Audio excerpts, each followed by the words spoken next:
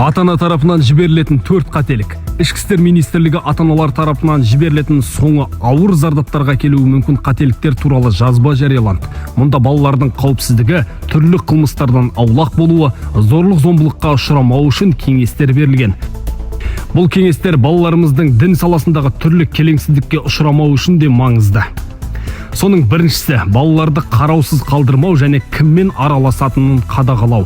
Ішкі істер министрлігінің дерегінше жыл басынан бері балаларды қараусыз қалдыру салдарынан 50 сәби терезеден құлап кетсе, 22 баланы көлік қаққан, 10 бала суға батып кеткен. Осы орайда балаларды қараусыз қалдырудың кесірінен олардың теріс діни жолға түсіп кету мүмкін екенін де ұмытпау керек. Олар кіммен араласып жүр, қандай ортада жүр, достары кімдер деген мәселеге әрбір ата-ана жіті назар салуы қажет. Бұл әсіресе жазғы демалыс уақытында аса маңызды. Ата-ананың немқұрайлылығы жасөспірімдердің күмәнді адамдармен уақыт өткізуіне, құқық бұзушылық жасап, психоактивті заттарды қолданып, девиантты мінез-құлықты көрсетуіне дейін жеткізуі әбден ықтимал делінген министрліктің ескертуінде. Екінші мәселе, отбасындағы жанжалдар, қолайсыз психологиялық ахуал мен ата-ананың теріс мінез-құлқы да балалардың қауіпсіздігіне кері әсерін тигізуі мүмкін. Әдетте үйдегі ұрыс-керіс пен зорлық-зомбылық кәмелетке толмағандардың бойында сенімсіздік, тұрақсыздық тудырып, ынжық және жасық мінез-құлықтың қалыптасуына себеп болады дейді сала мамандары. Осы орайда теріс діни ағымдар қатарына кіріп кетіп жатқан жастардың бір бөлігі қолайсыз психологиялық ахуал мен жанжалы көп отбасында өскенін ұмытпау керек.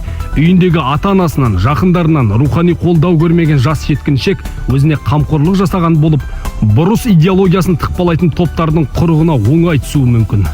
Ата-ана тарапынан жіберілетін келесі қателік баланың интернет пен гаджеттерге еркін қол жеткізуі. Ата-аналар баласының телефонды немесе планшетті қалай пайдаланатынын бақыламаса, ол баланың қауіпті интернет қауымдастыққа тартылуына, зорлық-зомбылықты насихаттайтын тыйым салынған контентті көруіне және күмәнді адамдармен байланыс орнатуына әкелуі мүмкін дейді мамандар. Төртінші қателік тәрбиелеу функциясын ұмыту және жеке үлгінің маңызын елемеу. Кейбір ата-аналар балаларды мұғалімдер тәрбиелеуі тиіс деп есептейді, немесе бала ненің дұрыс, ненің бұрыс екенін өзі түсінеді деп қате ойлайды. Бұл моральдық этикалық құндылықтардың бұзылуына және девиантты мінез-құлықтың қалыптасуына әкеп соғуы мүмкін делінген жазбада. Шын мәнінде балаларымыздың деструктивті діни ағымдар ықпалына түспей, түзу жолда болу үшін ең алдымен ата-аналары үлгі көрсетуі қажет. Ол үшін ата-ананың өзі діннің ақ-қарасын ажыратуға тиіс екені белгілі. Баласының шалыс қадамын түзеп, бағыт-бағдар беріп отыру керек.